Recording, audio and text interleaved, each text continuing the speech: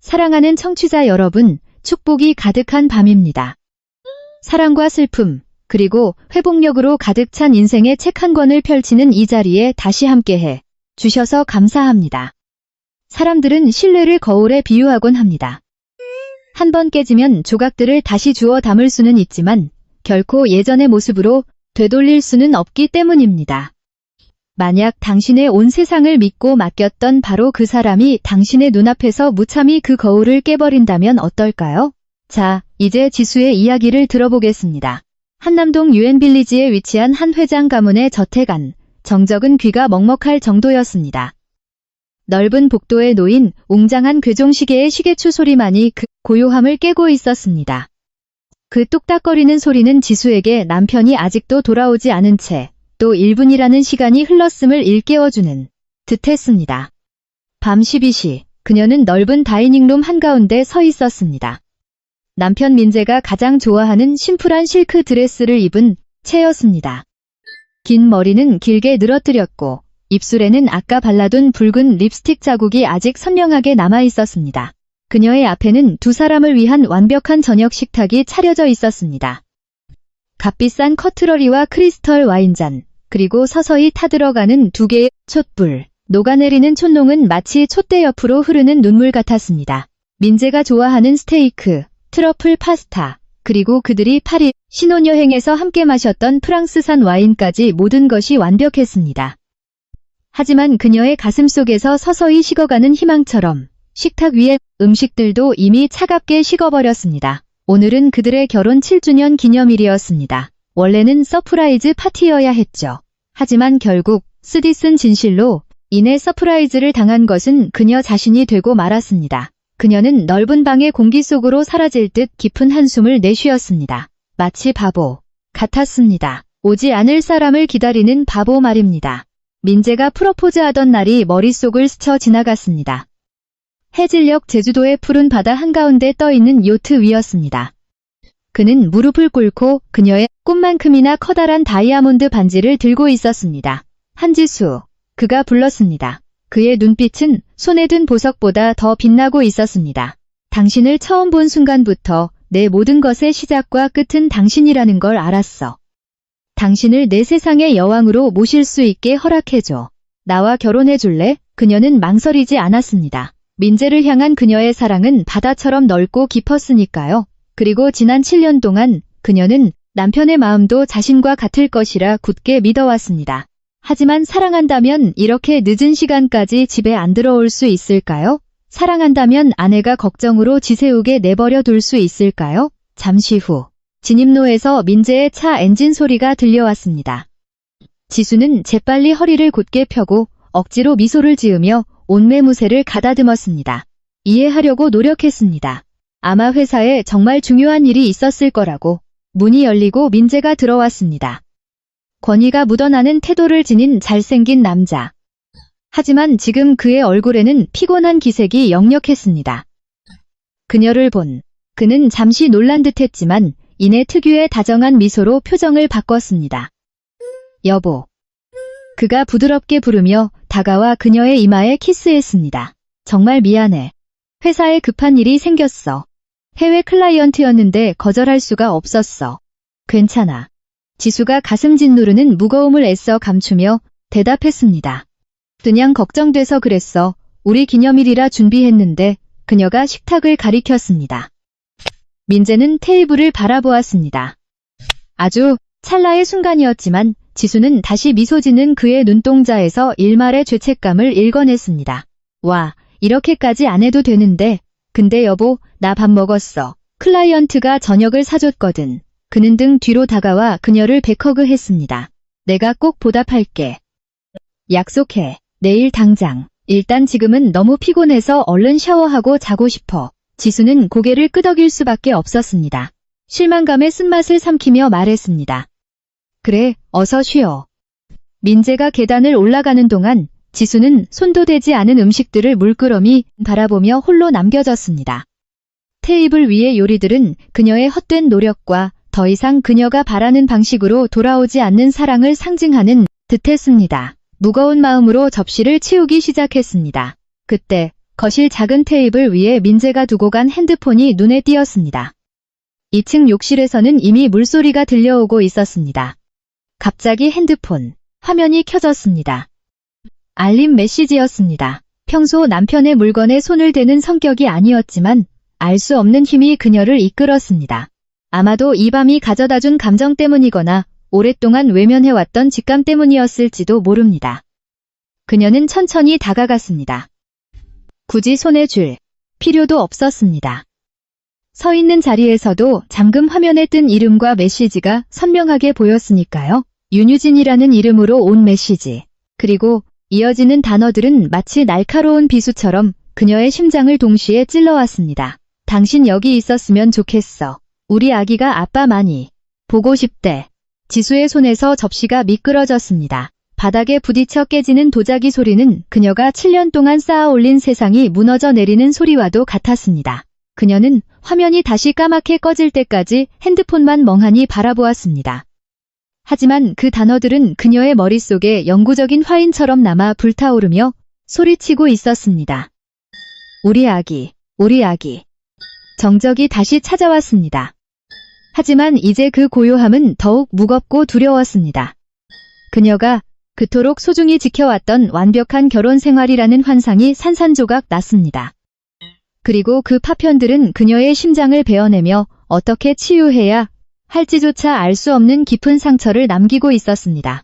지수는 그날 밤 한숨도 자지 못했습니다.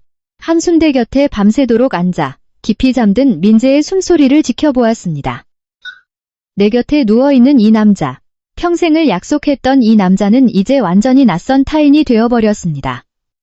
그의 가슴이 오르내리는 모습은 더 이상 평온함이 아닌 차가운 공포만을 가져다 주었습니다. 한때 그녀의 피난처였던 저 팔이 이제는 다른 여자를 안아주는 팔이었습니다. 다음 날 아침, 그녀는 아무 일도 없었던 것처럼 행동했습니다. 아침 식사를 준비하고 커피를 내리고 출근하는 그의 볼에 키스했습니다. 완벽하게 꾸며낸 가짜 미소로 그녀 내면에서 휘몰아치는 파괴적인 폭풍을 감췄습니다. 사랑해, 여보. 이따가 저녁에 내가 만회할게. 차에 타기 전 민재가 말했습니다. 나도 사랑해. 지수가 대답했습니다. 그 말은 마치 식도를 타고 흐르는 독약 같았습니다. 민재의 차가 시야에서 사라지고 나서야 그녀의 어깨가 축 늘어졌습니다. 미소는 사라지고 단호한 결의의 가면이 그 자리를 대신했습니다. 더 이상 울지 않을 것입니다. 우는 것은 끝났습니다. 이제 아무리 고통스럽더라도 모든 진실을 파헤칠 시간입니다. 이 대저택은 이미 거대한 새장이 되었고 그녀는 그곳을 탈출할 열쇠를 찾는 죄수였습니다. 그녀는 집 안에 있는 민재의 개인 서재로 향했습니다. 평소 그가 신성하게 여기며 그녀의 출입을 거의 허락하지 않던 곳이었습니다. 이제 그곳은 그녀가 샅샅이 조사해야 할 적의 영토가 되었습니다. 서랍과 서류처를 먼저 뒤졌지만 특이한 점은 없었습니다. 업무용 서류, 계약서, 영수증뿐이었습니다. 하지만 포기하지 않았습니다. 분명 무언가 숨기고 있다는 걸 알았으니까요. 남자가 자신의 비밀을 숨기는 곳, 바로 그곳에 그의 약점도 숨겨져 있을 터였습니다. 그녀의 시선이 구석 의자 위에 놓인 민재의 검은색 가죽 서류 가방에 머물렀습니다. 그가 항상 들고 다니는 그의 회사 생활의 연장선이었습니다. 천천히 다가가는 그녀의 손이 떨렸습니다.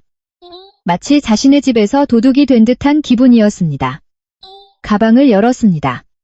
위쪽에는 노트북과 서류들이 있었습니다. 하지만 안쪽 밑바닥에 비밀 주머니를 더듬자 작고 단단하며 낯익은 물건이 만져졌습니다. 핸드폰이었습니다. 그녀가 단 한 번도 본 적 없는 세컨폰, 그리고 그 옆에는 독특한 열쇠고리가 달린 작은 열쇠 꾸러미가 있었습니다. 작은 은빛 천사 모양의 열쇠고리였습니다. 그녀는 가방을 닫고 민재의 의자에 앉았습니다. 배신의 증거를 손에 쥔 채 핸드폰의 전원 버튼을 눌렀습니다. 화면이 켜지며 비밀번호를 요구했습니다. 남편의 생일을 눌러보았습니다. 틀렸습니다. 자신의 생일을 눌렀습니다. 역시 틀렸습니다. 그녀는 눈을 질끈 감았고 입가에 씁쓸한 미소가 번졌습니다. 아직 시도하지 않은 번호가 하나 있었습니다. 어젯밤 그녀 홀로 기념했던 그날, 그들의 결혼기념일 815 핸드폰 잠금이 풀렸습니다. 심장이 미친 듯이 뛰기 시작했습니다. 그 핸드폰 안에는 그녀가 속하지 않은 전혀 다른 세상이 있었습니다. 배경화면은 한 장의 사진이었습니다. 민재, 유진이라는 여자, 그리고 아주 어린 남자 아기가 공원에서 환하게 웃고 있는 모습, 완벽한 한 가족의 사진이었습니다. 갤러리를 열어보았습니다. 수백 장의 사진들. 임신한 유진, 그녀의 푸른 배를 어루만지는 민재. 두 사람이 맞잡은 손. 아기가 태어난 날, 눈물. 맺힌 눈으로 아기를 안고 있는 민재의 모습. 지수는 그가 그렇게 기쁨의 눈물을 흘리는 것을 본 적이 없었습니다. 그리고 가장 고통스러운 것은 하나의 동영상이었습니다. 재생 버튼을 눌렀습니다. 영상은 밝은 햇살이 드는 거실, 아마도 고급 오피스텔인 듯한 곳에서 촬영되었습니다. 유진이 아기를 안고 있었고 그 옆에는 시어머니 장옥순 여사가 앉아 있었습니다. 장 여사는 사랑과 자랑스러움이 가득한 미소를 짓고 있었습니다. 지난 7년 동안 지수에게는 단 한 번도 보여주지 않았던 바로 그 미소였습니다. 어디 보자, 내 강아지. 영상 속 장 여사가 다정한 목소리로 말했습니다. 그녀는 유진에게서 아기를 건네받아 한일그룹의 후계자 이마에 키스했습니다. 드디어 내 손주를 안아보는구나. 그 순간 지수는 무너져 내렸습니다. 울음소리가 아니라 극도의 고통에서 우러나온 짐승 같은 신음이 터져 나왔습니다. 이것은 단순히 민재 혼자만의 외도가 아니었습니다. 시가 식구 전체가 동조한 철저히 계획된 사기극이었습니다. 그녀는 재빨리 눈물을 닦아냈습니다. 슬픔의 자리에 지독한 분노가 들어섰습니다. 핸드폰의 메시지를 샅샅이 뒤져 청담동에 위치한 최고급 오피스텔 주소와 그곳의 월 관리비 납부에 관한 대화 내용을 찾아냈습니다. 바로 저기구나, 그들의 보금자리. 그녀는 열쇠 꾸러미와 세컨폰을 챙겨 망설임 없이 집을 나섰습니다. 차를 몰았습니다. 제한 속도나 다른 차들의 경적 소리 따윈 안중에도 없었습니다. 오직 그곳에 도착해야 한다는 생각뿐이었습니다. 남편이 만들어 놓은 거대한 거짓말의 성을 두 눈으로 직접 확인해야만 했습니다. 화려한 고급 오피스텔 건물에 도착했습니다. 로비를 지나 곧장 엘리베이터에 타서 층수를 눌렀습니다. 층계가 하나씩 올라갈 때마다 지옥으로 향하는 계단을 걷는 것 같았습니다. 해당 호수문 앞에 멈춰 섰을 때 그녀는 깊은 숨을 들이마셨습니다. 떨리는 손으로 열쇠를 들어 올렸습니다.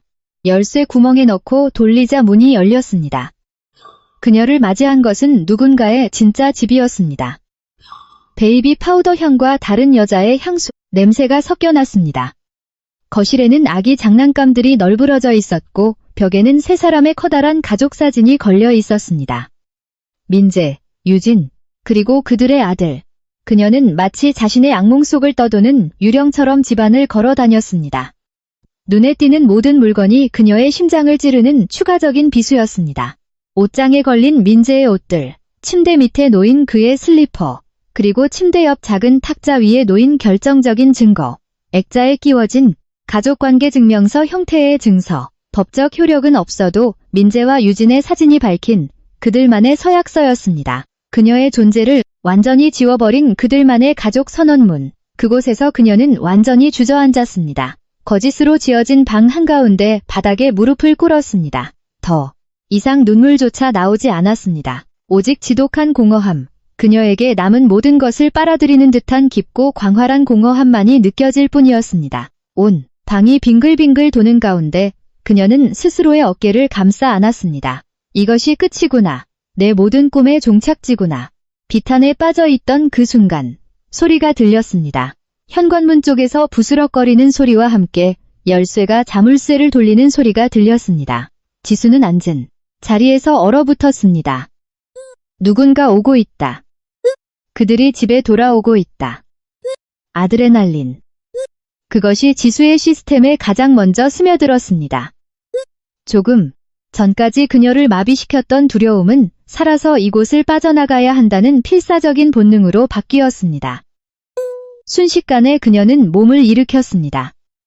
마치 이런 상황을 대비해 훈련받은 군인처럼 그녀의 움직임은 빠르고 정확했습니다. 뒤돌아보지 않았습니다. 벽에 걸린 사진이나 가짜 결혼 증명서도 쳐다보지 않았습니다. 귀에 들리는 것은 오직 고막을 찢을듯 요동치는 자신의 심장 소리와 문 밖에서 점점 가까워지는 발소리뿐이었습니다. 방 한쪽 구석에 비상구로 통하는 문이 보였습니다. 한치의 망설임 없이 그곳으로 달려갔습니다. 아까까지 떨리던 손이 이제는 단단해졌습니다.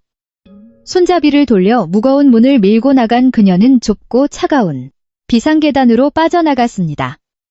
등 뒤로 현관문이 열리는 소리와 함께 유진의 나긋나긋한 웃음소리가 들려왔습니다. 그 행복에 겨운 웃음소리는 지수의 끓어오르는 분노에 기름을 붓는 마지막 한 방울이었습니다.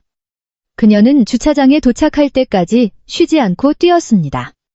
차에 올라타 문을 잠그고 나서야 거친 숨을 내쉬었습니다. 그제야 온몸이 사시나무 떨리듯 떨리는 것을 느꼈지만 눈물은 한 방울도 흐르지 않았습니다. 그녀의 눈물샘은 이미 말라버린 지 오래였습니다. 수시간 동안 그녀는 차 안에 머물렀습니다. 자신의 저택에서 몇 블록 떨어진 어두운 길모퉁이에 주차한 채였습니다. 한때 그녀의 꿈을 상징했던 그 거대한 저택은 이제 거짓말의 기념비로 변해버렸습니다. 스스로 갇혀버린 황금 세장, 창문 너머로 켜진 불빛들 속에서 그녀는 과거의 유령들을 보았습니다. 민재와 함께 웃던 시간들, 약속들, 함께 쌓아 올렸던 꿈들. 이제 그 모든 것은 재투성이가 되었습니다. 그녀는 눈을 감았습니다. 모든 것이 무너졌습니다. 남편도 꿈꿨던 가족도 잃었습니다. 그녀 인생의 7년이 통째로 날아갔습니다.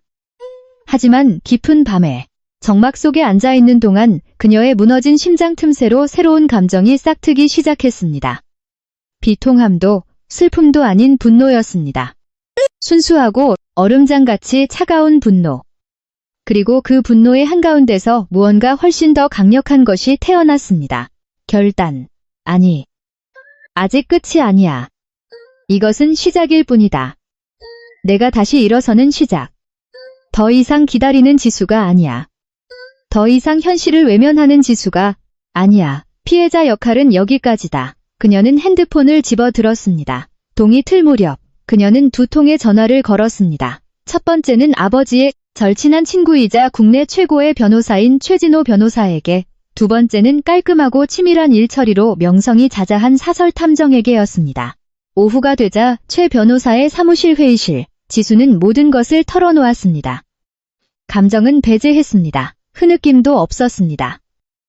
그녀의 목소리는 상처받은 아내가 아니라 비즈니스 브리핑을 하는 냉철한 CEO처럼 차분하고 단호했습니다. 그녀는 테이블 위에 민재의 세컨폰과 오피스텔 열쇠를 올려놓았습니다. 유진과 아기, 그리고 장 여사의 개입에 대해서도 빠짐없이 이야기했습니다. 그 이야기를 듣는 최 변호사의 눈은 점점 가늘어졌고 미간에는 깊은 주름이 패었습니다. 심리적 유책 사유로 혼인 무효 또는 이혼 소송을 진행하고 싶습니다. 제게 합당한 모든 것을 되찾고 싶어요. 그녀가 직설적으로 말했습니다. 그건 어렵지 않다, 지수야. 변호사가 대답했습니다. 증거가 너무나 명백하니까. 하지만 지수는 고개를 저었습니다. 그게 다가 아니에요, 최 변호사님. 이건 개인적인 문제를 넘어서는 일이에요. 민재가 한일홀딩스에서의 직책을 이용해서 회사 자금을 빼돌리고 있다는 직감이 들어요. 두 사람은 눈을 마주쳤습니다. 이제 이것은 감정의 문제가 아니었습니다. 비즈니스, 돈, 그리고 권력의 싸움이 된 것입니다. 모든 거래, 모든 계좌에 대한 완벽한 보고서가 필요해요. 그리고 윤유진이라는 여자에 대해 모든 걸 알아낼 탐정이 필요하고요. 그녀가 덧붙였습니다. 그녀가 누구인지, 어디서 왔는지, 어떻게 이 계획의 일부가 되었는지 알아야겠어요. 최 변호사는 눈앞에 앉은 그녀를 보며 내심 감탄했습니다. 이 여자는 더 이상 그가 알던 강민재의 온순한 아내가 아니었습니다. 지금 그의 앞에 있는 사람은 한태준 회장의 딸이자 제국의 후계자, 그리고 전쟁을 치를 준비가 된 투사 한지수였습니다. 그 후 며칠 동안 지수는 저택으로 돌아가지 않았습니다. 가명으로 최고급 레지던스 호텔에 체크인했습니다. 그곳의 스위트룸을 자신의 룸으로 만들었습니다. 철저히 보안이 유지되는 새 노트북을 세팅하고 자신의 재무지식과 회사 대주주로서의 접근 권한을 10분 활용했습니다. 파헤치기 시작했습니다. 예전에는 생명력이 없었던 엑셀의 숫자와 스프레드시트가 그녀에게 이야기를 들려주기 시작했습니다. 사기의 이야기, 가짜 청구서, 유령 직원들, 치밀하게 숨겨진 조세도 피처 계좌로의 송금 내역들, 그녀가 찾아내는 증거, 하나하나는 모두 그녀의 무기고에 쟁여놓는 탄환이 되었습니다. 조사가 깊어질수록 그녀는 상처에 무감각해졌습니다. 오직 복수를 향한 차가운 불꽃만이 타오를 뿐이었습니다. 어느 날 밤, 은행 거래 내역을 분석하느라 정신이 없던 그때 핸드폰이 울렸습니다. 사설 탐정이었습니다. 한지수 사장님, 수학이 넘어 탐정의 목소리가 들렸습니다. 보고 드릴 게 있습니다만 별로 듣기 좋은 소식은 아닙니다. 지수의 손이 멈췄습니다. 뭔데요? 탐정이 망설이며 말했습니다. 강민재 대표의 뒷조사를 하던 중에 서류 하나를 발견했습니다. 외도나 횡령보다 훨씬 더 심각한 겁니다, 사장님. 지수의 미간이 찌푸려졌습니다. 익숙한 불안감이 다시 가슴을 타고 기어올랐습니다. 뭔지 당장 말해요. 탐정은 깊은 숨을 내쉰 뒤 입을 열었습니다. 생명보험 증권입니다. 금액이 엄청납니다. 사장님 명의로 되어 있고 단독 수익자가 바로 강민재입니다. 그 말은 그녀의 숨통을 끊어놓을 만큼 강력한 펀치와도 같았습니다. 순식간에 모든 판이 바뀌었습니다. 이건 그저 돈이나 사기극에 관한 것이 아니었습니다. 그녀의 목숨과 직결된 문제였습니다. 지수의 손에서 핸드폰이 미끄러져 떨어졌습니다. 두꺼운 카펫 위로 떨어졌지만 그 소리는 숨막히는 정적 속에서 마치 거대한 폭발음처럼 들렸습니다. 생명보험, 단독 수익자 강민재. 그 말들이 고장난 레코드판처럼 그녀의 귓가에 끊임없이 맴돌았습니다. 발끝에서부터 뒷덜미까지 차가운 한기가 기어올랐고 심장을 얼려버리는 듯했습니다. 단순한 배신이 아니었습니다. 돈이나 두 집 살림의 문제도 아니었습니다. 이것은 공식적인 문서에 쓰인 살인 예고이자 사형 선고나 다름없었습니다. 다음 날 최 변호사의 회의실. 지수 앞에는 얇은 서류철 하나가 놓여 있었습니다. 서류의 색깔은 옅은 크림색이었지만 그녀의 눈에는 죽음의 빛깔인 새카만 색으로 보였습니다. 떨리는 손으로 서류를 열었습니다. 거기에는 실제로 보험증권 사본이 있었습니다. 피보험자란에 그녀의 이름, 한지수가 선명하게 적혀 있었습니다. 보장 금액은 작은 섬 하나를 살 수 있을 만큼 거액이었습니다. 그리고 주 수익자란에는 남편의 이름 강민재가 적혀 있었습니다. 맨 아래 서명란에는 그녀의 필체가 완벽하게 위조되어 있었습니다. 마치 얼음물을 뒤집어 쓴 것 같았습니다. 갑자기 모든 상황이 다른 의미로 다가왔습니다. 밤늦게까지 이어지던 민재의 잦은 출장, 그녀가 모르는 이유로 억지로 먹이려 했던 정체불명의 영양제들, 그리고 단순한 사고인 줄 알았던 지난달 자동차 브레이크 고장 사건까지. 과연 그게 정말 사고였을까요? 서류를 응시하고 있을 때 테이블 위 핸드폰이 진동했습니다. 화면에 민재의 이름이 떴습니다. 당장이라도 소리를 지르며 모든 분노를 쏟아내고 싶었습니다. 다 따져 묻고 싶었습니다. 하지만 머릿속 깊은 곳에서 이성적인 차가운 목소리가 그녀를 제지했습니다. 안 돼. 아직 네가 모든 걸 알고 있다는 걸 들켜선 안 돼. 그녀는 심호흡을 했습니다. 눈을 질끈 감았다가 뜨고는 전화를 받았습니다. 애써 평범하고 다정한 목소리를 꾸며냈습니다. 여보세요? 그녀는 자신의 가식적인 목소리가 혐오스러웠습니다. 여보, 잘 지내? 수학이 넘어 민재의 목소리는 어떤 문제의 흔적도 없이 그저 밝기만 했습니다. 너무 보고 싶다. 오늘 하루 어땠어? 내 놈을 죽여버리고 싶어. 그것이 그녀가 하고 싶은 말이었습니다. 하지만 대신 이렇게 대답했습니다. 그냥 뭐 똑같지. 조금 바빴어. 당신은 일 어때? 늘 그렇듯 정신없지. 그래서 우리 예쁜 아내 목소리라도 듣고 피로 좀 풀려고 전화했지. 그의 입에서 나오는 단어 하나하나는 독이 든 꿀 같았습니다. 지금 뭐해? 지수는 눈앞에 보험증권을 내려다보며 말했습니다. 그냥 집에서 서류 몇 개 정리하고 있어. 그래? 알았어 여보. 나 이제 끊어야겠다. 회의가 있어서.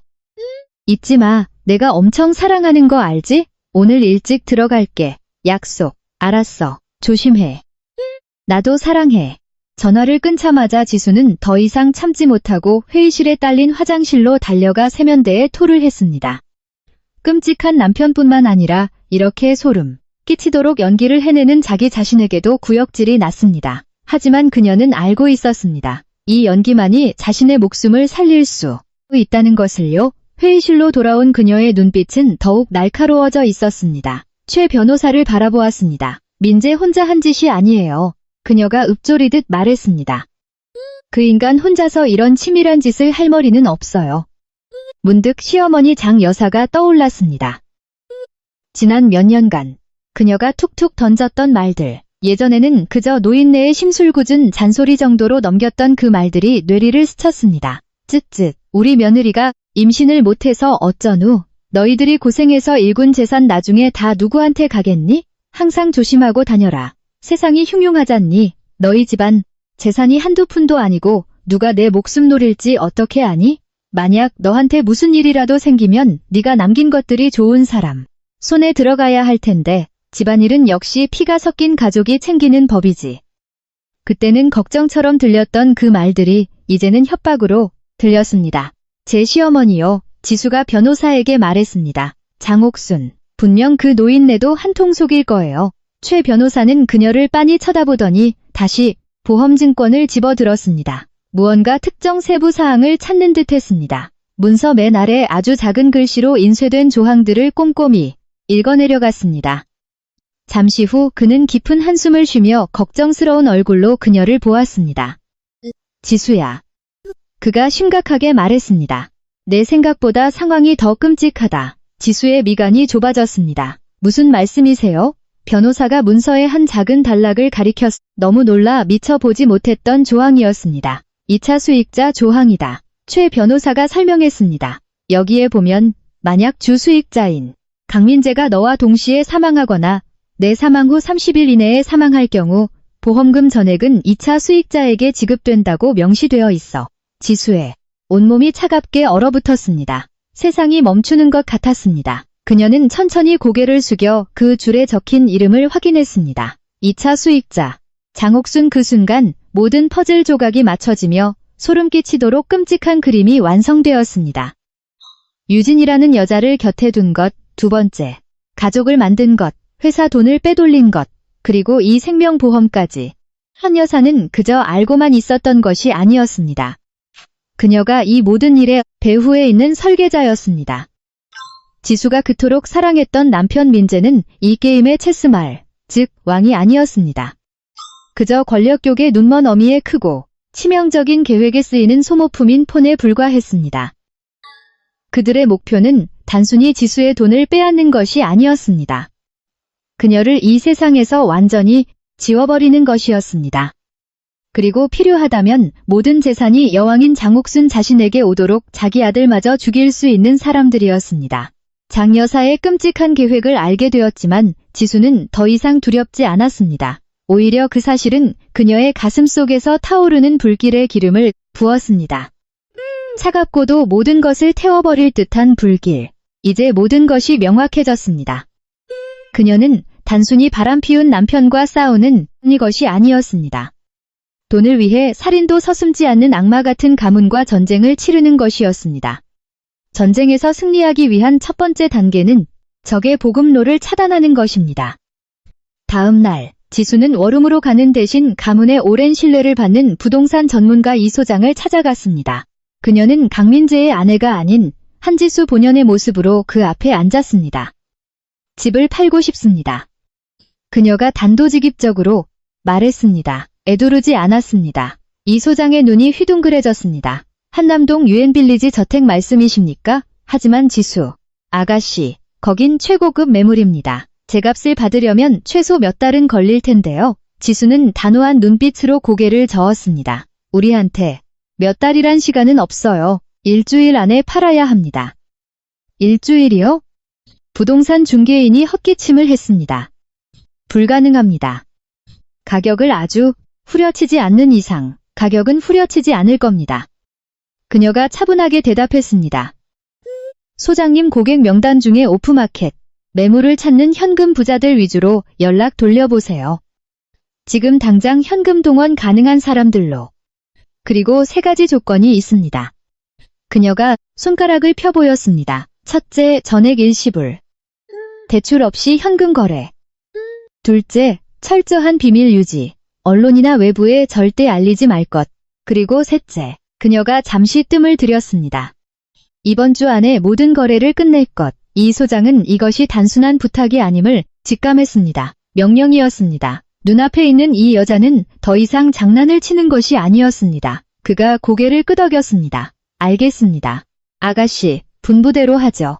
이 소장이 매수자를 찾느라 분주한 사이 지수는 저택으로 돌아왔습니다. 살기 위해서가 아니라 짐을 싸기 위해서였습니다. 그녀가 들어가는 방마다 추억이 깃들어 있었습니다. 하지만 더 이상 그런 감정에 휘둘리지 않았습니다. 손에 닿는 물건마다 무게를 달아보았습니다. 이것은 내 것인가? 아니면 우리의 것인가? 예전 침실로 들어가 보석함을 열었습니다. 지난 7년간 민재가 그녀에게 주었던 모든 선물이 그곳에 있었습니다. 목걸이, 팔찌, 반지 등등. 그녀는 커다란 상자를 가져와 아무런 미련 없이 그 모든 것을 쓸어 담았습니다. 사랑의 상징이었던 그 물건들은 이제 거대한 거짓말의 상징이 되었습니다. 침대 밑에서 그녀는 작은 나무 오르골을 발견했습니다. 연애 시절 그가 준 첫 번째 선물이었습니다. 뚜껑을 열자 귀에 익은 LALVEN 로스 장밋빛 인생 멜로디가 흘러나왔습니다. 찰나의 순간 영원한 사랑을 믿었던 과거의 해맑은 지수의 모습이 떠올랐습니다. 그녀는 거칠게 오르골 뚜껑을 닫아버렸습니다. 음악을 끊고 다른 보석들과 함께 상자에 던져버렸습니다. 이 전쟁의 감정이 끼어들 틈은 없었습니다. 그날 저녁 옛날 사진들을 쓰레기 봉투에 담고 있을 때 핸드폰이 울렸습니다. 장 여사였습니다. 지수는 전화를 받기 전 심호흡을 했습니다. 지수야 새아가 수화기 너머로 날카롭고 짜증 섞인 목소리가 들려왔습니다. 너 왜 이리 연락이 없니? 며칠째 전화도 없고 들여다보지도 않고 어미가 내 안부까지 일일이 챙겨야겠니? 죄송해요 어머니. 처리할 일이 좀 많아서요. 지수가 대답했습니다.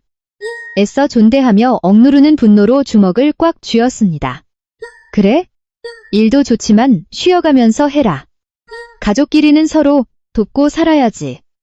민재가 널 얼마나 걱정하는데. 장 여사의 입에서 나오는 단어들은 모두 가증스러운 위선으로 포장되어 있었습니다. 네, 어머니.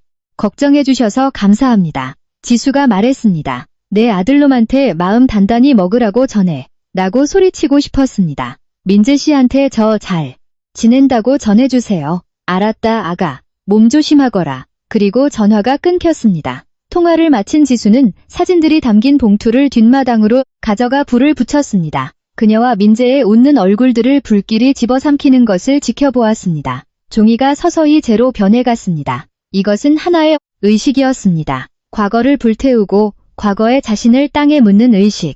주말이 끝나갈 무렵 이 소장에게서 연락이 왔습니다. 매수자를 찾았다는 것입니다. 언론 노출을 꺼리는 외국계 산업 자본가였습니다. 가격도 합의되었고 대금은 전액 현금이었습니다. 최 변호사의 사무실. 수많은 서류가 산더미처럼 쌓인 책상 앞에서 지수는 이 소장과 매수자, 즉 변호사를 마주했습니다. 그녀는 평온했습니다.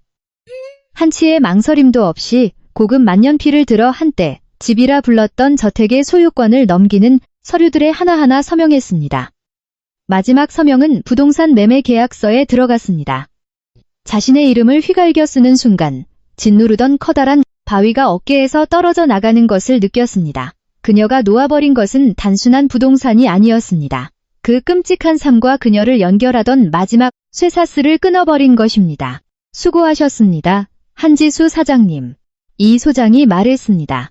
매매 대금은 지정하신 안전계좌로 이체 완료되었습니다. 지수는 고개를 끄덕였습니다. 첫 번째 단계가 끝났습니다. 한편 이탈리아의 한 고급 리조트에서는 민재, 유진, 장 여사가 샴페인을 터뜨리며 그들만의 화려한 휴가를 만끽하며 웃고 떠들고 있었습니다. 그들이 마시는 와인 한 방울 한 방울이 모두 지수의 돈으로 산 것이라는 사실을 그들은 전혀 모르고 있었습니다. 그리고 돌아갈 집이 더 이상 없다는 사실 또한 꿈에도 모른 채 말입니다. 저택 매각 대금이 안전한 계좌로 이체되자 지수는 복수의 첫 번째 챕터를 닫았습니다. 이제 가장 두껍고 중요한 두 번째 챕터를 열 차례였습니다. 바로 할아버지가 세우고 아버지가 키워낸, 그리고 지금은 남편이 갉아먹고 있는 회사 한일홀딩스였습니다. 그녀는 지체하지 않았습니다.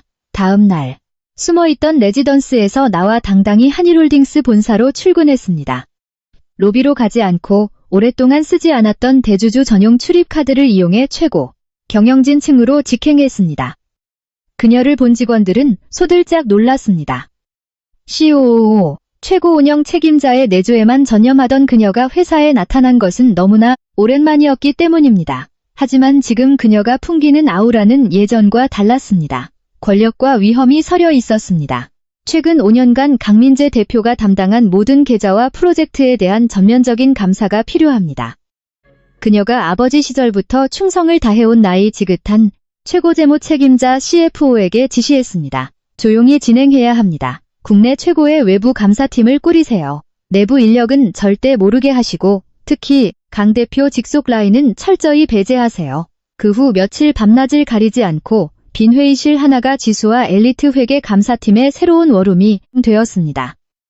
수만 페이지에 달하는 서류, 디지털 파일, 은행 거래 내역을 샅샅이 뒤지기 시작했습니다. 밤이 아침이 되었고 커피는 그녀의 가장 친한 친구가 되었습니다. 유일한 휴식이라곤 회의실 구석 소파에서 잠깐 눈을 붙이는 것뿐이었습니다. 가슴속 상처는 날카로운 집중력으로 변했습니다. 모든 숫자와 거래 내역은 퍼즐 조각이었고 거대한 횡령 사기극의 실체가 서서히 모습을 드러냈습니다. 그들은 유령 공급업체들의 네트워크를 찾아냈습니다. 사무실도 직원도 없으면서 제공하지도 않은 서비스 명목으로 수백억 원을 챙겨간 페이퍼 컴퍼니들. 이 자금들은 세탁을 거쳐 결국 강민재라는 이름과 연결된 차명 계좌로 흘러들어가고 있었습니다. 월급만 축내는 수많은 유령 직원들의 급여 대장도 확인했습니다. 그리고 무엇보다 가슴 아픈 것은 특정 거래 내역이었습니다. 회사 자금에서 거액이 빠져나가 최고급 오피스텔의 계약금으로 쓰인 정황을 포착한 것입니다. 그녀에게 너무나 익숙한 그 주소, 민재와 유진이 사랑을 나누던 바로 그 청담동 오피스텔이었습니다. 우리 가문의 돈으로 내연녀와 새살림을 차렸군. 모니터를 응시하던 지수가 나지막이 중얼거렸습니다. 화가 나지 않았습니다. 그저 깊은 환멸감뿐이었습니다. 민재가 훔쳐간 돈은 단순한 숫자가 아니었습니다. 그것은 지수가 그에게 주었던 신뢰와 사랑, 꿈의 파편들이었습니다. 도둑맞은 꿈. 감사가 한창 진행 중이던 어느 날 김대리라는 젊은 회계 직원이 용기를 내어 지수를 찾아왔습니다. 겁에 질려 떨고 있었지만 그의 눈에는 결연한 의지가 엿보였습니다. 한지수 사장님, 그가 입을 열었습니다. 강 대표님 보고서에 이상한 점이 많다는 걸 예전부터 알고 있었습니다. 대표님이 명백히 조작된 서류들의 재서명을 강요했습니다. 협박도 하셨고요. 입을 열면 이 바닥에서 매장시켜버리겠다고 하셨습니다. 지수는 그를 빤히 쳐다보았습니다. 남자의 눈에서 두려움과 함께 옳은 일을 하고자 하는 열망을 보았습니다. 걱정 말아요, 김대리. 그녀가 차분하게 말했습니다. 내가 책임지겠습니다. 김대리에게는 아무 일도 없을 거예요. 내게 필요한 건 당신의 증언뿐입니다. 김대리는 동의했고 그의 도움으로 그들은 민재의 가장 어두운 비밀을 풀 수 있었습니다. 그것은 바로 이메일이었습니다.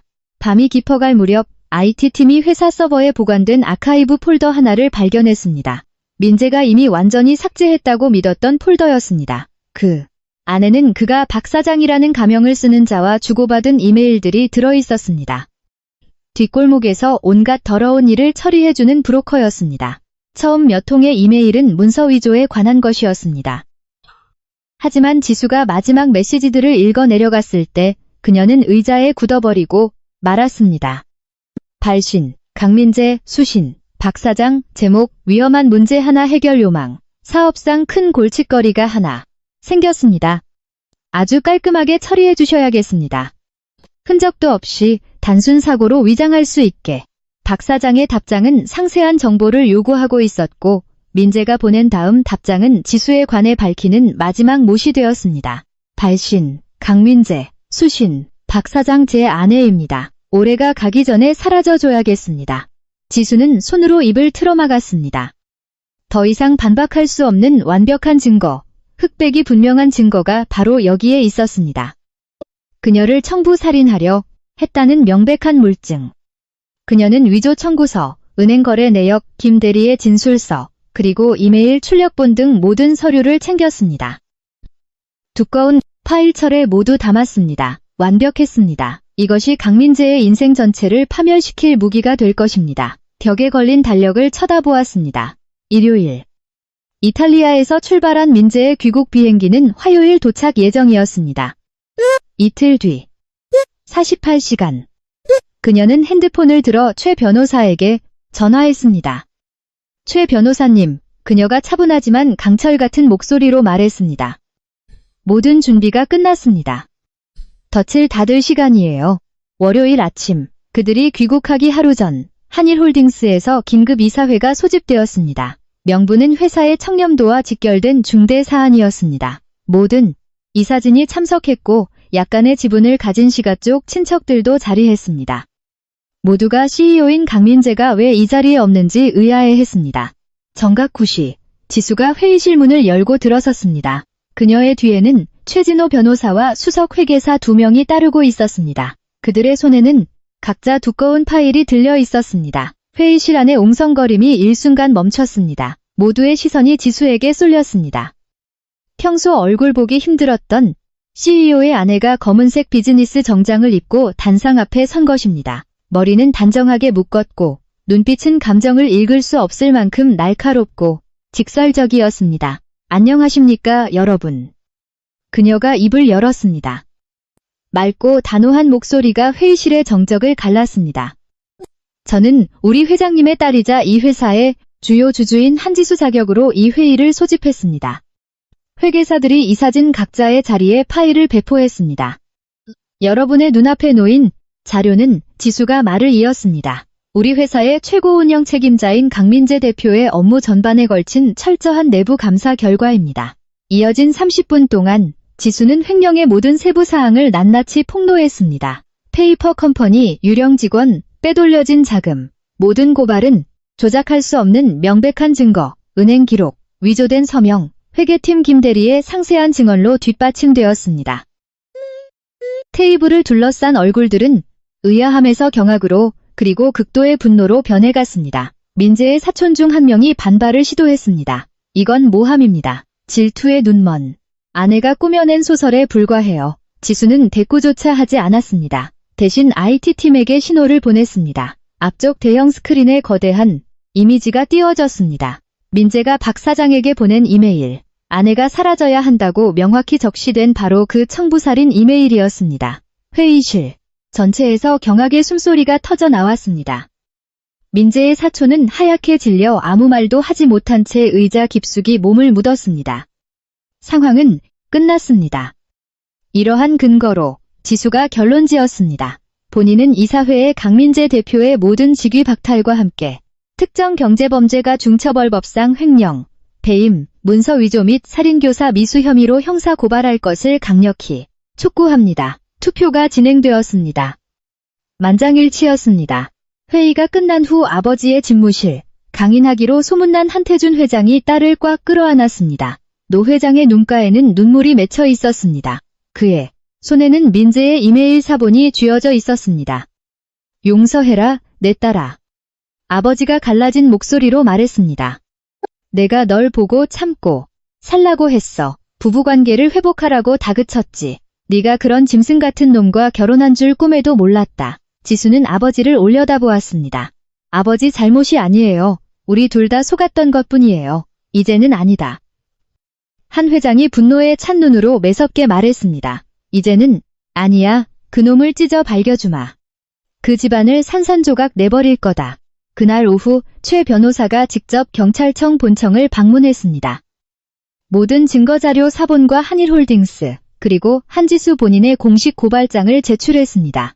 그는 민재 일행의 정확한 항공편명, 탑승 항공사, 그리고 내일 저녁 도착 예정 시간까지 완벽한 세부 정보를 넘겼습니다. 민재, 장 여사, 유진, 세 사람의 사진도 함께 제출했습니다. 즉시 체포영장이 발부되었습니다. 대한민국 땅을 발기만을 기다리는 올가미가 완성된 것입니다. 그날 밤 지수는 자신의 새 아파트로 돌아왔습니다. 훨씬 작고 소박했지만 그녀에게는 세상에서 가장 안전한 장소였습니다. 차를 우려내고 커다란 창가에 서서 화려하게 빛나는 서울의 야경을 내려다보았습니다. 수많은 꿈이 모이는 거대한 도시. 참으로 씁쓸한 아이러니였습니다. 하지만 도시를 내려다보는 그녀의 마음은 씁쓸함 대신 알 수 없는 평온함으로 가득 차 있었습니다. 준비는 모두 끝났습니다. 체스판의 말들은 세팅되었습니다. 내일이면 적의 왕과 여왕이 그녀가 파놓은 함정 속으로 제 발로 걸어 들어올 것입니다. 탁자 위 핸드폰이 울렸습니다. 민재가 보낸 문자였습니다. 여보, 우리 이제 비행기 타. 집에 곧 갈게. 서프라이즈 기대해. 차가우면서도 씁쓸한 미소가 지수의 입가에 번졌습니다. 그녀도 답장을 타이핑했습니다. 그녀 자신만이 그 의미를 아는 단어들이었습니다. 응, 기다리고 있을게. 전송. 버튼을 누르고 핸드폰을 내려놓았습니다. 다시 도시의 야경을 바라보았습니다. 그래요, 그녀는 기다리고 있습니다. 그리고 내일 민재를 맞이할 서프라이즈는 그가 평생 잊지 못할 선물이 될 것입니다. 인천국제공항은 여느 때처럼 북적였습니다. 재회하며 눈물 짓는 가족들, 커다란 캐리어를 끄는 여행객들, 끊임없이 울려 퍼지는 안내방송. 하지만 그 평범하고 익숙한 풍경 속 입국장 게이트 앞에는 숨막히는 긴장감이 감돌고 있었습니다. 평범한 마중객처럼 보이는 사복 차림의 형사들이 요소요소에 포진해 있었습니다. 출구 근처에는 최진호 변호사와 한일홀딩스 법무팀 변호사 2명이 감정을 알 수 없는 심각한 표정으로 서 있었습니다. 그리고 그 위 2층 전망대 두꺼운 유리창 너머로 지수가 홀로 서 있었습니다. 심플한 검은 코트를 입은 그녀의 얼굴은 평온해 보였습니다. 마치 연극을 관람하는 관객 같았습니다. 하지만 주머니 속에 넣은 두 손은 꽉 쥐어져 있었습니다. 드디어 결전의 순간이었습니다. 잠시 후 대형 전광판의 로마발 항공편의 상태가 도착, 랜데드으로 바뀌었습니다. 지수의 심장이 빠르게 뛰기 시작했지만 표정은 변함이 없었습니다. 수화물을 찾는 곳에서 승객들이 하나둘씩 나오기 시작했습니다. 그리고 그들이 보였습니다. 화려한 명품 옷과 커다란 선글라스를 낀 장옥순 여사가 앞장서 걷고 있었습니다. 마치 공항 전체가 자신의 것인 양 오만함이 뚝뚝 묻어나는 걸음걸이였습니다. 그 뒤를 명품 쇼핑백이 가득 담긴 카트를 밀며 민재가 따르고 있었습니다. 휴가를 즐기고 온 그의 얼굴은 환한 미소로 빛났습니다. 그리고 그 옆에는 잠든 아기를 안고 있는 유진이 있었습니다. 시댁의 재력에 취한 듯 약간 들뜨고 수줍은 표정이었습니다. 럭셔리한 해외여행을 마치고 돌아오는 완벽한 재벌가. 가족의 모습, 성공과 부를 과시하는 완벽한 그림이었습니다. 그들은 자신들의 파멸까지 불과 몇 걸음밖에 남지 않았다는 사실을 전혀 모른 채 당당하게 출구를 향해 걷고 있었습니다. 운전기사가 대기하고 있을 줄 알고 자동문으로 다가가는 순간 사복 형사들이 그들의 앞을 가로막았습니다. 강민재 씨, 장옥순 씨 되십니까? 한 형사가 권위 있고 단호한 목소리로 물었습니다. 민재의 미간이 찌푸려졌습니다. 그렇소만, 누구시죠? 형사는 재킷 안에서 신분증을 꺼내 보였습니다. 서울경찰청 광역수사대 최 반장입니다. 두 분에 대한 체포영장이 발부되었습니다. 민재의 얼굴에서 미소가 물거품처럼 사라졌습니다. 당혹감이 그 자리를 채웠고 이내 헛웃음이 터져 나왔습니다. 체포라니요? 무슨 명목으로? 이거 완전 미쳤군. 사람 잘못 보셨소. 특정 경제범죄가 중처벌법상 사기, 횡령, 사문서 위조 혐의입니다. 다른 형사들이 천천히 그들을 에워싸며 대답했습니다. 그리고 강민재 씨, 당신에게는 살인교사 혐의가 추가되어 있습니다. 살인이라는 단어에 장 여사는 사색이 되었습니다. 유진 역시 공포로 눈이 휘둥그레진 채 뒷걸음질 쳤습니다. 뭐라고요? 민재가 소리쳤습니다. 무슨 헛소리를 하는 건지 하나도 모르겠네. 이건 착오야. 내 아내, 그래, 내 아내 지수. 우리 아내한테 전화 한 통만 하게 해주시오. 그때 최 변호사가 앞으로 나섰습니다. 그럴 필요 없습니다. 강 대표, 최 변호사님? 여기서 뭐 하시는 겁니까? 민재가 경악하며 물었습니다. 저는 한일홀딩스와 한지수 사장님의 대리인 자격으로 이 자리에 온 겁니다. 변호사가 차갑게 쏘아 붙였습니다. 그는 민재에게 봉투 하나를 건넸습니다. 회사에서 발행한 해고 통지서입니다. 민재가 떨리는 손으로 봉투를 열었습니다. 서류에 적힌 글자들을 읽어 내려가는 그의 얼굴이 더욱 하얗게 질렸습니다. 그리고 당신들이 돌아가려 했던 그 저택 말인데 최 변호사가 덧붙였습니다. 이미 지난주에 매각됐습니다. 회사와 연결된 당신들 이름의 모든 계좌도 동결됐고요. 당신들은 이제 빈털터리입니다. 그 순간 장 여사가 폭발했습니다. 이 뻔뻔한 것들. 우리한테 감히 이럴 순 없어. 우리가 누군지 알아? 네, 아주 잘 압니다, 사모님. 형사가 대답했습니다. 두 분은 지금 중범죄 피의자입니다. 조용히 연행에 응해 주십시오. 두 명의 형사가 다가와 민재의 양손을 등 뒤로 꺾어 수갑을 채웠습니다. 수갑이 찰컥하고 잠기는 소리가 날카롭게 울려 퍼졌고 주변에 있던 모든 사람의 발걸음이 멈췄습니다. 사람들은 저마다 핸드폰을 꺼내 이 스캔들 현장을 촬영하기 시작했습니다. 지수야, 한지수 어디 있어? 민재가 필사적으로 소리쳤습니다. 그의 두 눈이 미친 듯이 주변을 살폈습니다. 내 짓인 거 다 알아. 당장 나와, 한지수. 위층, 유리창 너머. 지수는 미동도 하지 않았습니다. 그저 조용히 내려다볼 뿐이었습니다. 아수라장 속에서 카메라 플래시와 웅성거림을 뚫고 마침내 두 사람의 시선이 허공에서 부딪혔습니다. 민재는 지수를 보았습니다. 눈물도 분노도 없이 그저 그의 영혼을 꿰뚫는 듯 차갑고 공허한 시선으로 서 있는 그녀를 자신이 사랑한다며 기만했던 여자, 자신이 죽이려 했던 여자가 이제는 완벽한 심판자가 되어 그곳에서 있었습니다. 그 한 번의 시선 교환으로 민재는 모든 것을 깨달았습니다. 자신이 완벽하게 패배했다는 것을. 한지수, 분노와 후회, 절망이 뒤섞인 그의 짐승 같은 절규가 터져 나왔습니다. 그것이 그가 경찰에 끌려 공항을 빠져나가 그의 새로운 집이 될 구치소로 향하는 호송차에 타기 전 들린 마지막 외침이었습니다. 장 여사도 지수의 이름을 저주하며 발악하다 끌려갔습니다. 남겨진 것은 유진이었습니다. 아이를 꼭 껴안은 채 오열하며 서 있었습니다. 무엇을 해야 할지 몰랐습니다. 재벌가 며느리가 되겠다는 그녀의 헛된 꿈이 순식간에 처참한 악몽으로 변해버렸습니다. 지수는 그들의 모습이 시야에서 완전히 사라질 때까지 그 자리를 지켰습니다. 아래층에 소라는 서서히 잦아들었습니다. 연극은 막을 내렸습니다. 그녀는 승리했습니다. 하지만 어째서 승리감보다는 깊은 허탈감이 밀려오는 걸까요? 그녀는 천천히 유리창에서 등을 돌렸습니다. 복수라는 이름의 전투는 끝났지만 그녀 자신의 상처를 치유하는 진짜 싸움은 이제부터 시작이라는 것을 직감했습니다. 한일그룹 사위와 시어머니의 청부살인 미수 및 횡령 체포 소식은 들불처럼 번져나갔습니다. 모든 신문 일면을 장식했고 뉴스 프로그램과 소셜 미디어를 도배했습니다. 한지수라는 이름은 하루아침에 전국적인 스캔들의 중심이 되었습니다. 한일홀딩스 본사 앞에는 그녀의 모습을 조금이라도 담으려는 수많은 기자들이 진을 치고 있었습니다. 그리고 그녀는 피하지 않았습니다. 숨는 대신 그들을 마주하기로 했습니다. 단단한 경호원들에 둘러싸여 로비 밖으로 나온 그녀의 걸음걸이는 당당했습니다.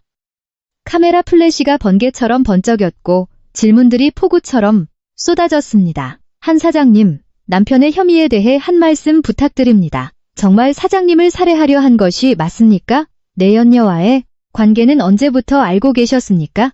그녀는 기자들 앞에 멈춰섰습니다. 한 손을 들어 올리자 마법처럼 주변이 일순간 고요해졌습니다. 모두가 그녀의 입술만 바라보았습니다. 사건의 구체적인 내막은 이미 수사당국의 손에 넘어갔습니다. 그녀가 차분하고 명료한 목소리로 말했습니다. 그녀의 음성은 마이크를 타고 전국으로 생중계되었습니다.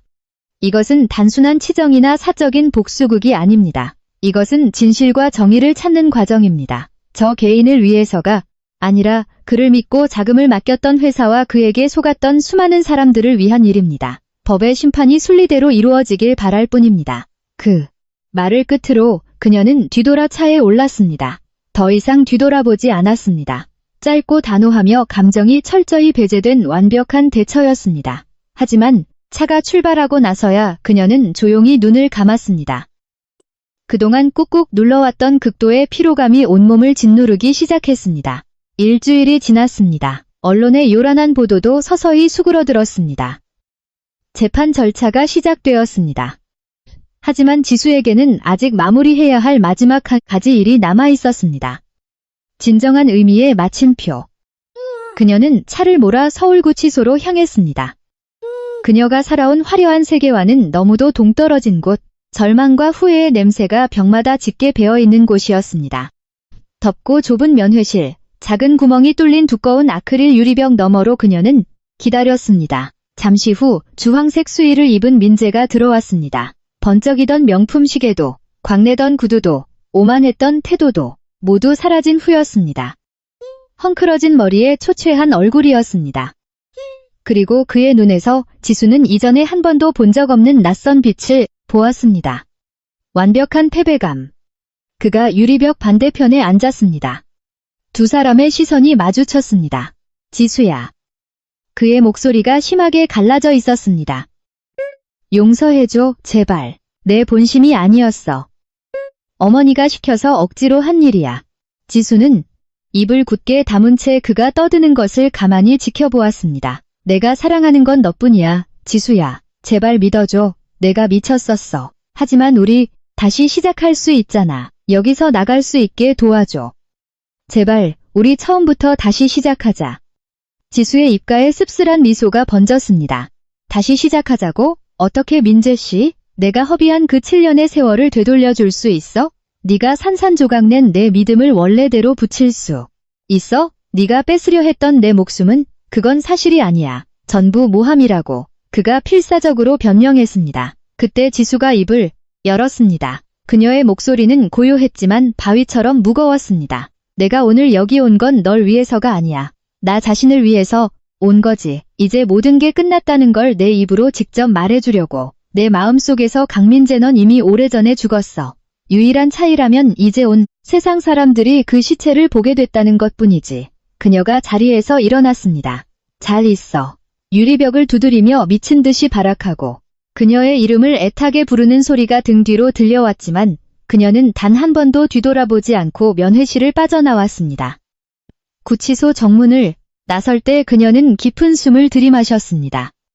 바깥 공기가 썩 막지는 않았지만 그녀에게는 그것이 완벽한 자유의 공기였습니다.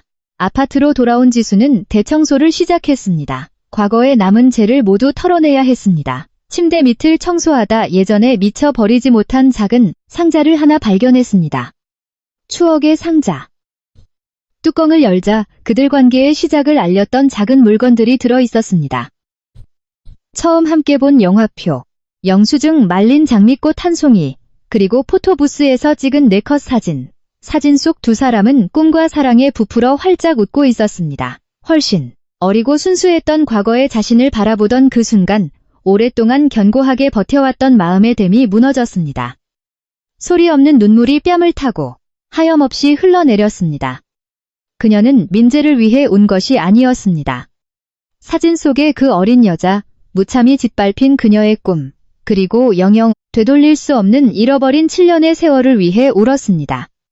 한참을 목 놓아 온 뒤 그녀는 상자를 들어 쓰레기통에 쳐넣었습니다. 그녀 과거의 마지막 조각이 사라졌습니다. 몇 주가 더 흘렀습니다. 삶은 다시 일상의 궤도를 찾았습니다. 어느 날 최 변호사가 커다란 서류 봉투를 들고 그녀를 찾아왔습니다. 이게 뭐예요, 변호사님? 편지들이다. 변호사가 대답했습니다. 내 사건이 세상에 알려진 이후로 전국에서 너한테 보내온 편지들이 사무실로 산더미처럼 오고 있어. 지수가 봉투를 열어보았습니다. 수십 통의 편지. 대부분 일면식도 없는 여성들이 보낸 것이었습니다. 한 편지를 읽었습니다. 남편에게 경제권을 완전히 뺏긴 채 집안에 갇혀 통제받는 여성의 이야기. 다른 편지를 읽었습니다. 동거남에게 전 재산을 사기당하고 빈털터리로 버려진 채 홀로 아이를 키우는 싱글맘의 사연. 편지마다 사연은 달랐지만 관통하는 주제는 하나였습니다. 상처, 배신, 그리고 경제적 무능력에서 오는 무력감. 지수는 그들의 이야기 속에서 자신의 모습을 보았습니다. 그녀가 겪은 고통은 그녀 혼자만의 것이 아니었습니다. 너무나 많은 여성들이 보이지 않는 곳에서 침묵하며 겪고 있는 질병과도 같았습니다. 그 순간 번뜩이는 아이디어가 머릿속을 스쳤습니다. 아주 선명하고 강력한 생각, 그녀가 가진 재력, 재무적 지식, 그리고 그녀가 겪어낸 끔찍한 경험, 이 모든 것을 낭비해선 안 되었습니다. 그녀는 자리에서 일어나 벽에 걸린 화이트보드로 다가갔습니다. 사업 구상을 할 때 쓰던 보드였습니다. 마커를 집어 넣었습니다. 하얀 보드는 새로운 시작, 즉 백지를 상징했습니다. 그리고 그 한가운데 두 단어를 적었습니다. 그녀의 새로운 삶의 토대가 될 이름, 희망의 빛, 지수 재단. 6개월이 지났습니다. 서울 중심부에 위치한 화려한 호텔 연회장에 재계, 언론계, NGO 단체 등 각계각층의 인사들이 모였습니다. 바로 희망의 빛, 지수재단의 공식 출범식 행사를 위해서였습니다. 무대는 화려하지 않지만 기품이 넘쳤습니다. 중앙의 연단 뒤로는 재단의 로고가 빛나고 있었습니다. 지수. 라는 이름처럼 활짝 핀 꽃 위로 찬란히 떠오르는 지혜롭고 빼어난 태양의 모습. 그것은 새로운 희망과 꿈을 상징했습니다. 사회자가 재단의 설립자이자 이사장을 소개했습니다. 한지수 이사장이 연단에 올랐습니다. 대중 앞에 선 그녀의 모습은 뉴스에 오르내리던 상처받은 여인의 모습이 아니었습니다. 고통과 분노의 흔적은 말끔히 사라졌습니다. 짧게 자른 단발머리는 그녀에게 한층 더 세련되고 당당한 분위기를 더해주었습니다. 흠잡을 데 없는 화이트 슈트를 입은 그녀의 눈빛은 가식적인 미소가 아닌 진정한 목적의식으로 반짝이고 있었습니다. 안녕하십니까, 여러분. 그녀가 입을 열었습니다. 따뜻하면서도 자신감이 넘치는 목소리였습니다. 이곳에 계신 많은 분들이 제 인생의 가장 어두웠던 챕터를 통해 저를 알게 되셨을 겁니다. 오늘 밤, 저는 그 칠흑 같았던 어둠이 어떻게 새로운 빛으로 변할 수 있었는지에 대해 말씀드리고자 합니다. 준비된 원고도 없이 그녀는 마음에서 우러나오는 자신의 이야기를 담담히 들려주었습니다. 그것은 더 이상 피해자의 눈물겨운 사연이 아니었습니다.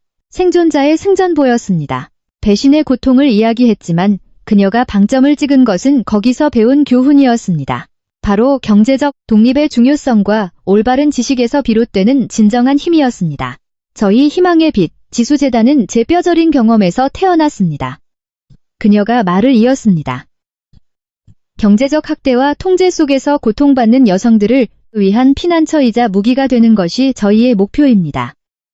그들이 억압적인 환경에서 벗어날 수 있도록 무료 법률 지원을 제공할 것입니다. 그들이 스스로의 힘으로 당당히 설 수 있도록 금융 및 재무 교육을 실시할 것입니다. 그리고 무엇보다도 그분들의 가치가 결코 타인의 잣대나 돈으로 매겨질 수 없다는 사실을, 진정한 가치는 바로 그들 자신 안에 있다는 것을 끊임없이 일깨워 줄 것입니다. 그녀의 연설이 끝나자 연회장 가득 뜨거운 기립박수가 터져 나왔습니다. 그것은 동정의 박수가 아니었습니다. 깊은 존경과 찬사의 박수였습니다. 행사장 한편에는 재단의 지원을 받을 첫 번째 신청자들을 위한 작은 상담 부스가 마련되어 있었습니다. 행사가 끝난 후 지수가 그곳으로 다가갔습니다. 지수와 비슷한 또래로 보이는 한 여성이 있었습니다. 머리카락으로 애써 가리려 했지만 눈가에는 멍자국이 선명했습니다. 서류 봉투를 쥔 채 바들바들 떨고 있던 그녀가 지수에게 조심스레 다가왔습니다. 이사장님, 수진이라는 이름의 그 여성이 모기만 한 목소리로 입을 열었습니다. 제 남편이 제 모든 걸 빼앗아 갔어요. 제 월급, 제가 모은 적금까지 전부 다요. 어디서부터 어떻게 다시 시작해야 할지 막막하기만 해요. 지수는 수진의 눈을 빤히 바라보았습니다. 그 흔들리는 눈동자 속에서 정확히 6개월 전 오피스텔 바닥에 무너져 내렸던 자신의 모습을 보았습니다. 그녀는 수진의 차가운 두 손을 꼭 맞잡았습니다. 이제 괜찮아요, 수진 씨. 지수가 달콤하고도 마음을 편안하게 해주는 미소를 지으며 말했습니다. 더 이상 혼자가 아닙니다. 우리가 여기서부터 다시 함께 시작할 거예요. 지수는 비서에게서 수표 한 장을 건네받았습니다. 재단에서 지급하는 제1호 자립지원금이었습니다. 수진의 이름과 함께 그녀가 새로운 삶을 시작하기에 충분한 금액이 적혀 있었습니다. 지수가 그것을 수진에게 건넸습니다. 수표를 받아든 수진은 그 자리에 주저앉아 엉엉소리 내어 울기 시작했습니다. 돈 때문이 아니었습니다. 다시 살아갈 수 있다는 희망 때문이었습니다. 감사합니다. 정말 감사합니다. 그녀가 끊임없이 흐느끼며 중얼거렸습니다. 그 순간 지수는 말로 다 표현할 수 없는 벅찬 행복과 평온을 느꼈습니다. 그녀가 지금까지 살면서 누려왔던 그 어떤 부와 사랑보다도 훨씬 더 깊고 의미 있는 충만감이었습니다. 철저한 복수는 그녀에게 일시적인 정의를 가져다 주었지만 자신과 같은 아픔을 겪는 이들을 돕는 일은 그녀에게 진정한 영혼의 치유를 선물했습니다. 밤이 깊어 아파트로 돌아온 지수. 몸은 녹초가 되었지만 가슴은 그 어느 때보다 벅차올랐습니다. 창가로 다가가 서울의 밤하늘을 수놓은 불빛들을 내려다보았습니다. 수많은 꿈의 도시. 적어도 그녀와 수진 씨 같은 여성들에게 그 말은 더 이상 아이러니가 아닌 현실이 되었습니다. 책상 위 비서가 퇴근 전 올려둔 편지 봉투가 눈에 띄었습니다. 발신자가 없는 봉투. 열어보니 삐뚤빼뚤한 아이의 글씨가 적힌 엽서 한 장이 들어있었습니다. 이사장님, 우리 엄마 도와주셔서 감사합니다. 이사장님 덕분에 우리 엄마가 다시 옛날처럼 예쁘게 웃어요. 지수는 그 작은 엽서를 가슴에 꼭 품었습니다. 그리고 별이 반짝이는 밤하늘을 올려다보았습니다. 완벽한 가정을 꾸리고 싶어 했던 그녀의 개인적인 꿈은 무참히 부서졌습니다. 하지만 타인에게 손을 내밀면서 그녀는 세상에서 가장 크고 아름다운 대가족을 얻게 되었습니다. 비록 그녀가 직접 낳은 아이는 없었지만 절망의 끝에 서 있던 수많은 여성들에게 희망을 잉태하게 해준 어머니가 된 것입니다. 지수가 환하게 미소 지었습니다. 꾸밈없이 맑고 평화로운 진짜 그녀의 미소. 그녀는 더 이상 피해자 한지수가 아닙니다. 복수심에 불타던 한지수도 아닙니다. 그녀는 그저 한지수 본연의 모습으로 우뚝 섰습니다. 칠흑 같은 어둠 속에서 스스로 찬란한 빛, 희망의 빛, 지수이 된 여자. 그리고 그녀가 뿜어내는 그 따뜻한 빛은 이제 막 세상을 향해 가장 아름답게 반짝이기 시작했습니다. 자, 여기까지가 오늘 저희가 준비한 지수의 이야기였습니다. 끝없는 추락의 순간에도 우리는 다시 날아오를 날개를 달 수 있고 뼈를 깎는 고통 속에서도 귀중한 삶의 교훈을 발견할 수 있습니다. 그리고 아무리 깊고 어두운 칠흑 같은 밤일지라도 그 끝에는 항상 우리를 기다리는 희망의 빗줄기가 있다는 사실을 이 이야기가 말해주고 있습니다. 진정한 강인함이란 상처받는 것을 두려워하며 피해 다니는 데 있는 것이 아닙니다. 바닥을 치고 다시 일어서서 나의 그 깊은 흉터를 나 자신뿐만 아니라 다른 이들의 상처까지 보듬고 치유하는 데 사용하는 것. 그것이 바로 진짜 강한 사람의 모습일 것입니다. 오늘도 늦은 시간까지 저희의 이야기를 끝까지 귀 기울여 들어주신 애청자 여러분께 깊은 감사를 드립니다. 지수의 치열했던 삶의 여정이 여러분의 마음에 작은 울림과 영감을 전해주었기를 바랍니다. 지수가 마지막에 내린 결단에 대해 여러분은 어떻게 생각하시나요? 그리고 다음 시간에는 또 어떤 가슴 뭉클한 사연을 듣고 싶으신가요? 여러분의 소중한 의견을 아래 댓글로 남겨주세요. 저희가 함께하는 이 이야기의 여행은 여기서 끝나지 않습니다. 저희 채널에는 아직 여러분의 가슴을 뛰게 할 교훈과 감동이 가득한 수많은 이야기들이 기다리고 있습니다. 오늘 들으신 이 사연이 마음에 와닿으셨다면 좋아요를 꾹 눌러주시고 사랑하는 가족, 친구들과 함께 공유해주세요. 그리고 아직 구독하지 않으셨다면 지금 바로 구독 버튼을 눌러 앞으로 업데이트될 새롭고 흥미진진한 이야기들을 절대 놓치지 마세요. 알림 설정까지 해두시면 저희의 새로운 영상이 올라올 때 가장 먼저 만나보실 수 있습니다. 항상 건강하시고 여러분과 여러분의 가정에 하나님의 따뜻한 축복과 평안이 늘 함께 하시기를 진심으로 기도합니다. 그럼 다음 시간에 더욱 아름다운 이야기로 다시 찾아뵙겠습니다. 편안한 밤 보내십시오. 감사합니다.